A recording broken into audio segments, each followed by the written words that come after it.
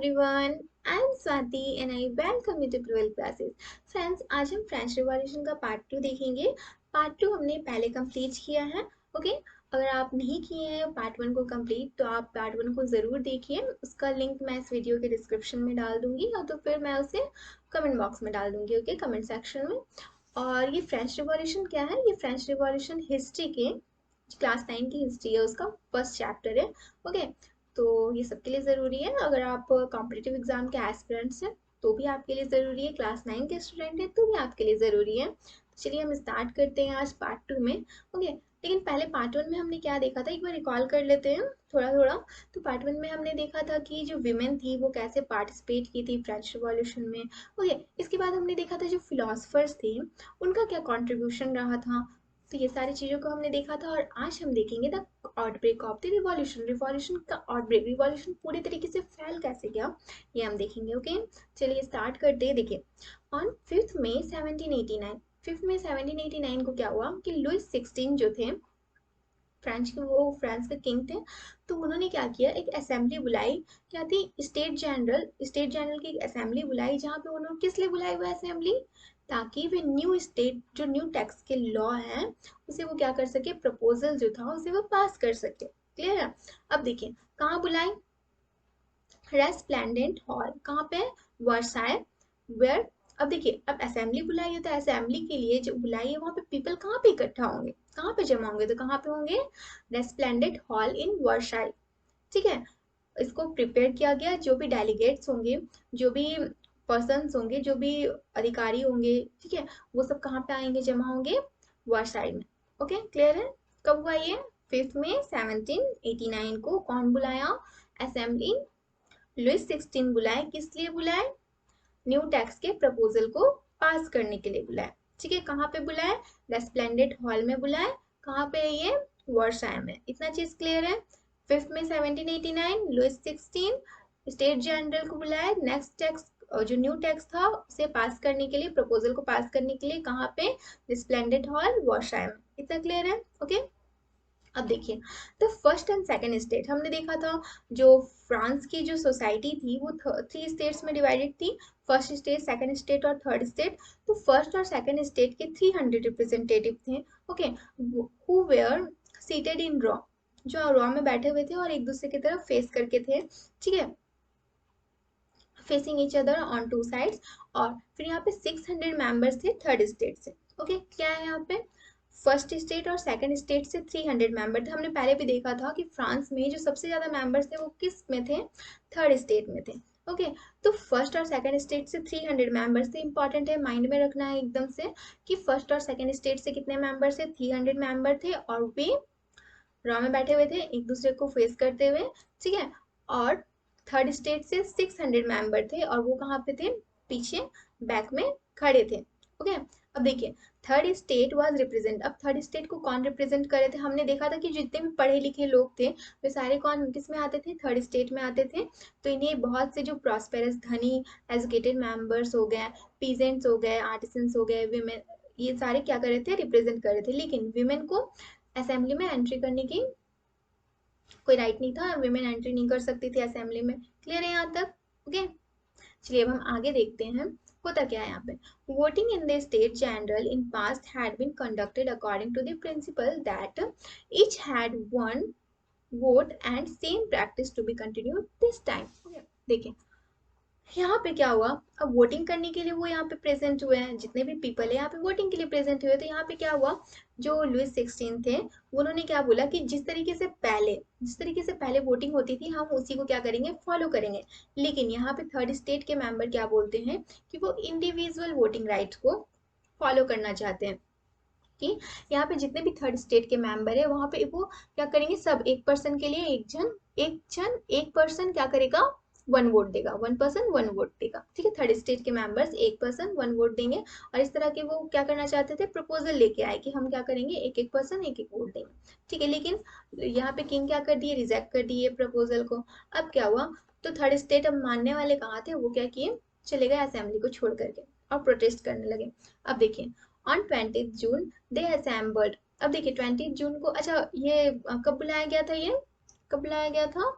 5 मई को बुलाया गया था, ठीक है, असेंबली 5 मई को बुलाई गई थी। अब यहाँ पे 20 जून को क्या होते हैं, जो थर्ड स्टेट के मेंबर्स थे वो यहाँ पे असेंबल होते हैं हॉल में ऑफ इंडोर टेनिस कोर्ट में जमा होता है। वर्साई में एक टेनिस कोर्ट थी जहाँ पे वो सारे थर्ड स्टेट के मेंबर्स जमा होते हैं और वे अपने आप को क्या बना देते हैं, अपने आप को डिक्लेयर कर देते हैं, नेशनल असेंबली डिक्लेयर कर देते हैं। क्लियर है?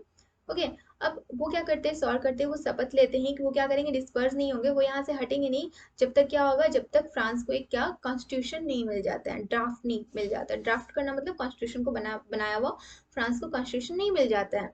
और जो मोनार्च है, जो भी किंग है, उनके पावर को क्या नहीं किया जाता है, लिमिट नहीं किया जाता है। हमने यहाँ पे देखा था कि जो लास्ट वीडियो में हमने देखा था कि जो किंग थे उसके पास क्या थे, सारे राइट्स उसके पास थे, वो कुछ भी कर सकता था, तो उसे कोई बोलने वाला, उसे कोई सवाल करने वाला नहीं था।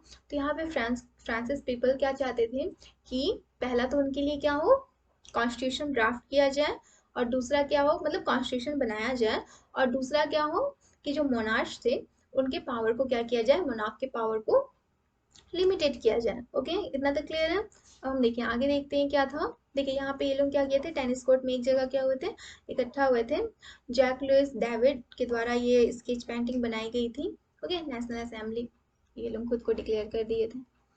अब हम देखेंगे मिराबियो और नॉवल। देखिए मिराबियो कौन थे, एक नॉवल थे। ओके, कुलीन वर्ग के जो होते हैं उन्हें हम नॉवल कहते हैं। मिराबियो थे, और एवेसीज एक प्रेस्ट थे, पादरी वर्ग के थे। लेड द थर्ड स्टेट, इन्होंने थर्ड स्टेट को लीड किया, जिसे हम लेड क्या होता है, पास्ट टेंस होता है ना, तो लीड किया इन्होंने। और फिर यहाँ पे क्या हुआ, while the national assembly was busy. अब देख, नेशनल असेंबली यहाँ पे क्या थी, बिजी थी वर्षाई में कॉन्स्टिट्यूशन को ड्राफ्ट करने में। तो रेस्ट फ्रांस, जो भी बाकी का जो भी फ्रांस था, फ्रांस के जितने भी पीपल थे वो क्या कर रहे थे, ट्रबल, मतलब वो आपस में आंदोलन कर रहे थे। ठीक है। ओके, तो हमने क्या देखा कि जो ये जो थर्ड स्टेट के द्वारा जो असेंबली बनाई गई, इसे लीड कौन कर रहा था, मिराबियो, जो एक नॉबल थे। इंपॉर्टेंट है, याद रखना है, मिराबियो कौन थे, एक नॉबल थे, मतलब एक कुलीन वर्ग से थे। और एवेसीज कौन थे, एक पृष्ठ थे। क्लियर है? अब यहाँ पे क्या हुआ कि जो नेशनल असेंबली थी, सॉरी, अब यहाँ पे जो नेशनल असेंबली थी, जब वो कॉन्स्टिट्यूशन बना रही थी उस समय पूरा फ्रांस क्या कर रहा था, आंदोलन कर रहा था। ठीक है, ट्रबल में था। देखिए अब यहाँ पे क्या हुआ, severe winter destroyer the food crops were resulted in increase था। अब देखिए ठंड की वजह से क्या हुई थी, जो फूड क्रॉप्स थी, जो फूड थी, प्रोडक्शन जो था, फूड का जो प्रोडक्शन था वो क्या था, खराब हो गया था, जिसकी वजह से फूड की प्राइसेस इंक्रीज हो गई थी। Okay, bakers also hoarded supplies. अब बैकर्स जो थे वो क्या कर रहे थे, सप्लाईज जो थी वो तो एक रोक लिए थे, और दूसरा अगर वो सप्लाई कर भी रहे थे तो प्राइसेस बहुत ज्यादा बढ़ा करके सप्लाई कर रहे थे। ओके, ताकि उनको प्रॉफिट हो। अब यहाँ पे after spending hours in long Q at the bakery, अब बहुत सारे नंबर में पीपल है, ठीक है, अब बहुत सारे नंबर में पीपल है तो सबको मिलेगा नहीं, टाइम बहुत लगेगा, ऊपर से क्या हो रहा है, बहुत ज़्यादा प्राइस बढ़ गया है। तो यहाँ पे विमेन क्या की, स्टॉम्ड इनटू द शॉप। स्टॉम्ड इनटू मतलब आक्रमण कर दी, मतलब शॉप पे मतलब घुस गई। Okay, angry women. अब यहाँ पे क्या हुआ, at the same time king order troops to move into Paris on 14 July. The agitated crowd stormed and destroyed the Bastille. देखिए एट द सेम टाइम, इसी टाइम में ये सब कुछ हो रहा है, और इसी बीच में किंग क्या करते हैं, ऑर्डर करते हैं ट्रुप को। ट्रुप क्या होती है, जो ग्रुप होते हैं ना, सोल्जर्स के जो ग्रुप होते हैं उन्हें हम ट्रुप कहते हैं। तो उसे क्या करते हैं कि वो पेरिस में एंटर कर जाए। 14 जुलाई को क्या होता है, एगिटेटेड क्राउड जो डिस्ट्रॉय कर देते हैं, बैस्टाइल क्या था, जेल था ना, तो उसे वो क्या करते हैं, पूरी तरीके से डिस्ट्रॉय कर देते हैं। आगे होता है कि इन कंट्री साइड, अब कंट्री साइड में जो गांव, ग्रामीण इलाका था, वहां पे क्या होता है, र्यूमर्स फैल जाता है कि जो लैंडलॉर्ड्स थे, जो मैनर थे, मैनर कौन होते हैं, an estate consisting of lords land and his mansion. तो यहाँ पे जो लैंडलॉर्ड्स थे, यहाँ पे ऐसा र्यूमर्स फैल जाता है, ऐसी अफवाह फैल जाती है कि जो लैंडलॉर्ड्स है वो क्या करती हैं, जो भी किसान के जो राई फसल है, जो भी पके हुए जो फसल है, उसे क्या करे, खराब करने के लिए गैंग्स, बहुत सारे हायर गैंग्स, बहुत सारे पीपल को भेज दिए हैं। ठीक है, डाकू डाकू या तो फिर बहुत सारे गैंग के पीपल को भेज दिए हैं, जो क्या करेंगे, पूरे फसल को नष्ट कर देंगे। अब ड्यू टू फेयर, अब पीजेंट्स किसान क्या करते हैं, डर के मारे, several district attack the chateaux of nobles. अब वो क्या करते हैं, चैटिक्स क्या होता है, कैसल होते हैं, और जो नॉबल मतलब जो नॉबल होते हैं, कुलीन वर्ग के जो कैसल, उनका जो महल होता है ना, उनके जो घर होते हैं, रेसिडेंस, उन सब पे हमला कर देते हैं, बहुत सारे को जला देते हैं। ठीक है, उनके साथ अब डॉक्यूमेंट्स सब जो होते हैं वो भी चल जाते हैं।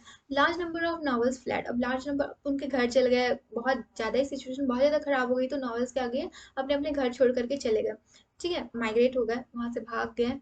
आगे देखिए यहाँ पे दिख रहा है कि पीजेंट्स कैसे एक जगह से दूसरी जगह फैलते गए, ये डार्क डार्क एरिया है ना, यहाँ पे शो कर रहा है कि पीजेंट्स देखिए कितने लार्ज नंबर में पीजेंट्स क्या हो रहे थे, one place to another place पूरा ऐसे फैलते जा रहे थे। ओके, अब हम देखेंगे Louis 16 finally recognised the national assembly. अब लुइस 16 को फाइनली हार करके क्या होता है, नेशनल असेंबली को एक्सेप्ट करना पड़ता है, जो थर्ड स्टेट के पीपल मिलकर के बनाए थे। और फिर 4 अगस्त 1789 को फ्रांस क्या करता है, लॉ पास करता है, जिसमें वो फेडरल सिस्टम हमने पहले देखा था, फेडरल सिस्टम को क्या करता है, खत्म कर देता है। और ओके, फेडरल सिस्टम को खत्म कर देता है, ऑब्लिगेशन एंड टैक्सेस, टैक्सेस सबको भी हटा देता है, जो भी टैक्सेस लगाया जाता था मोनार्क के द्वारा। ओके, अब यहाँ पे the member of clergy were also first to give up. Clergy कौन थे, कुलीन वर्ग जो थे उन्हें हम क्लेजी कहते थे ना। ओके, तो इनको क्या किया जाता है, इनको भी फोर्स किया जाता है कि ये क्या करें, इनके जो भी प्रिविलेजेस है, इनके जो भी विशेष अधिकार है, उन्हें ये क्या करे, छोड़ दे, त्याग दे। ठीक है, टाइट टाइट क्या होता था, जो टैक्स क्या लगाती थी, चर्च चर्च जो भी टैक्स लगाती थी उसे हम टाइट करते थे, तो ये भी एबोलिश कर दिया गया। Okay, and land on by church were confiscated. अब जो भी चर्च के पास जो भी जमीन थी, चर्च के अधिकार में थी, उसे भी अब क्या कर दिया गया, खत्म कर दिया गया कि नहीं है, वो चर्च की नहीं है। ओके, अब यहाँ तक हमने देखा, अब हम कुछ इंपॉर्टेंट पॉइंट्स है, इंपॉर्टेंट डेट्स है, उसे हम देख लेते हैं। देखिए 1774 में क्या होता है, लुइस 16 बिकम किंग, फ्रांस के किंग बनते हैं लुइस 16। अब वो क्या करते हैं, अब उनके पास एम्प्टी ट्रेजर रहता है, उनके पास कोई भी पैसा नहीं रहता है।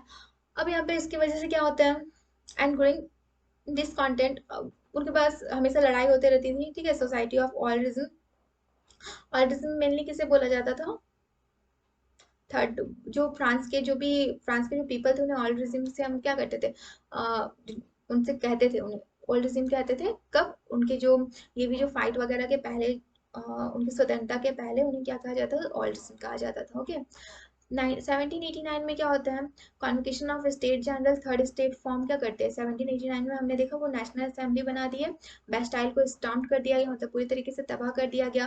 पीजेंट्स रिवॉल्ट करने लगे कंट्री साइड में, क्योंकि उन्हें ऐसा रूमर्स फैला दिया गया था कि जो भी गैंग्स है वो क्या करेंगे, उनके राइस क्रॉप्स को क्या कर देंगे, डिस्ट्रॉय कर देंगे, इसलिए वो क्या करते हैं, रिवॉल्ट ही कर देते हैं।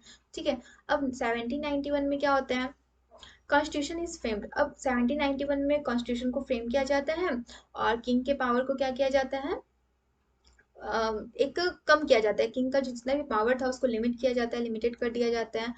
1792 से 1793 में फ्रांस क्या होता है, रिपब्लिक बन जाता है। किंग को बिहेडेड, मतलब किंग को गला काट दिया जाता है, उन्हें मार दिया जाता है। जैकोबिन जो रिपब्लिक था, ठीक है, इसे भी क्या कर दिया जाता है, खत्म कर दिया जाता है। और डायरेक्टरी रूल्स फ्रांस, इसे भी क्या कर दिया जाता है, खत्म कर दिया जाता है। ओके, क्या क्या होता है 1792 से 1793 के बीच में, फ्रांस रिपब्लिक बन जाता है, किंग को बिहेडेड कर दिया जाता है, मार दिया जाता है गला काट करके।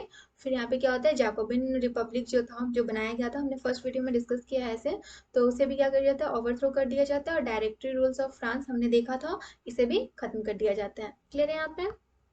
अब देखें 1804 में क्या होता है, Napoleon become empire of France. Napoleon 1804 में क्या बन जाते हैं, फ्रांस के एम्पायर बन जाते हैं, और annex large parts of Europe. और बहुत मतलब नेपोलियन बहुत एबल, अगर हम बोलेंगे तो मतलब वो बहुत ज़्यादा लार्ज एरिया को क्या किए थे, एनेक्स किए थे, जीते थे उसके बाद नेपोलियन वहाँ के रूलर बनने के बाद। ओके, अब 1815 में क्या होता है, Napoleon defeated at Waterloo. Waterloo के लड़ाई में नेपोलियन क्या होते हैं, हार जाते हैं। एंड कैपिटल होगा यहाँ पे, क्योंकि हम नाम हमेशा क्या कैपिटल में लिखते हैं ना। ओके, ध्यान में रखिएगा। तो आगे हम नेक्स्ट वीडियो में हम इस टॉपिक को कंटिन्यू करेंगे, फ्रांस को।